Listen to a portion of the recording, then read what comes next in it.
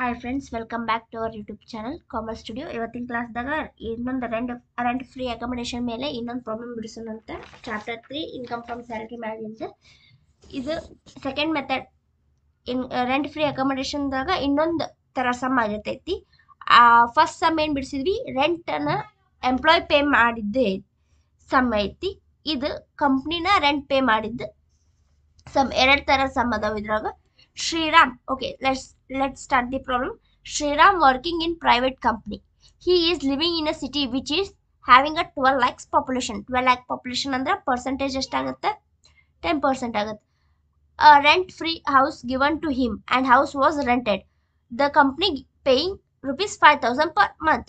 ಅಂದ್ರೆ அவங்க ಒಂದು ರೆಂಟ್ ಫ್ರೀ ಅಕಾಮಿಡೇಷನ್ ನ ಕಂಪ್ನಿಯರ ಕೊಟ್ಟಾರ, but the company is paying 5,000 per month. ಅಂದ್ರೆ ಕಂಪ್ನಿಯವರೇ ಇಲ್ಲಿ ರೆಂಟ್ ಪೇ ಮಾಡತಾರ ಅಂತ ಅರ್ಥ.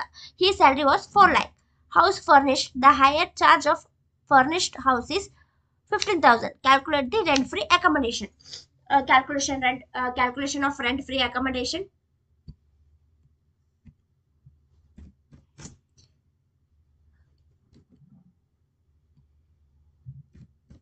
ಅಂತ ಹಚ್ಕೊಂಡು ಪರ್ಟಿಕ್ಯುಲರ್ ರುಪೀಸ್ ಅಂತ ಹಾಕೋಬೇಕು.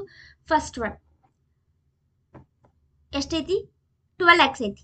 ಸೊ ಫಾರ್ಮೆಟ್ದಾಗ ಚೆಕ್ ಮಾಡ್ಕೊಂಡಂತ 12 lakh ಸ್ಯಾಲ್ರಿ, 10 lakh 25 ಲ್ಯಾಕಿಗೆ ನಾವು 10% ತಗೋತೀವಿ. ಪಾಪ್ಯುಲೇಷನ್ ಇಲ್ಲೇ 12 lakhs ಕೊಟ್ಟಿದ್ರು, ಸೊ 10% ಆಫ್ ಸ್ಯಾಲ್ರಿ ತಗೋಬೇಕು. ಅವ್ರು ಡೈರೆಕ್ಟ್ ಸ್ಯಾಲ್ರಿ ಕೊಟ್ಟಾರ. ಸ್ಯಾಲ್ರಿ ಎಷ್ಟೈತಿ? 4 lakh ಐತಿ. 4 lakhಗೆ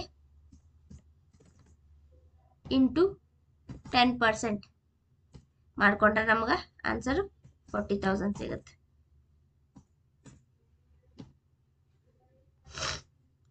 ನೆಕ್ಸ್ಟ್ ರೆಂಟ್. ಇದು ರೆಂಟ್ ಪೇಡ್ ಬೈ ಕಂಪ್ನಿ ಐತಲ್ಲ. Next rent paid by company ತಗೋಬೇಕು. ರೆಂಟ್ ಪೇಡ್ ಬೈ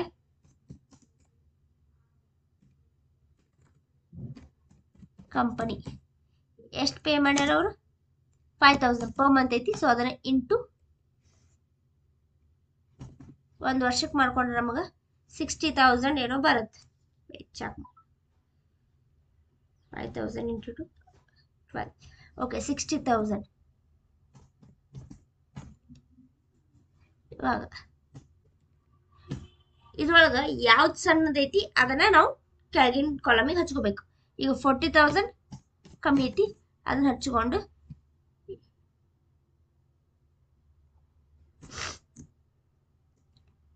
ಯಾವ್ದು ಕಮ್ಮಿ ಐತಿ ಅದನ್ನ ಹಚ್ಕೋಬೇಕು, which is least. Next plus ಇದಕ್ಕೆ ಹೈಯರ್ ಆಫ್ ಫರ್ನಿಚರ್ದ ಒಂದು ಕಾಸ್ಟ್ ಕೊಟ್ಟಿರ್ತಾರ, ಹೈಯರ್ ಚಾರ್ಜ್.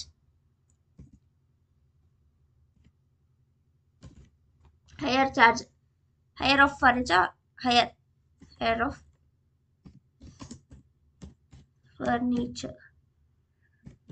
ಫರ್ನಿಚರ್ ಎಷ್ಟೈತಿ? 15,000. ಈಗ ಅವನು ಎರಡು ಆ್ಯಡ್ ಮಾಡಿದ್ರೆ 40,000 ಪ್ಲಸ್ 15,000 ಮಾಡಿದ್ರೆ ನಮ್ಗೆ 55,000 ಆನ್ಸರ್ ಸಿಗುತ್ತೆ. ಇದು ರೆಂಟ್ ಫ್ರೀ ಅಕಾಮಿಡೇಷನ್. ಎರಡು ಥರ ಪ್ರಾಬ್ಲಮ್ ಅದಾವು. ಸೊ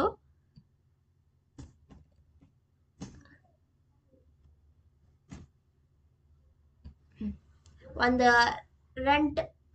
ರೆಂಟನ್ನ ಎಂಪ್ಲಾಯ್ ಪೇ ಮಾಡಿದ್ದು, ಇನ್ನೊಂದು ಇದು ರೆಂಟನ್ನ ಕಂಪ್ನಿ ಅವ್ರು ಪೇ ಮಾಡಿದ್ದು. Thank you.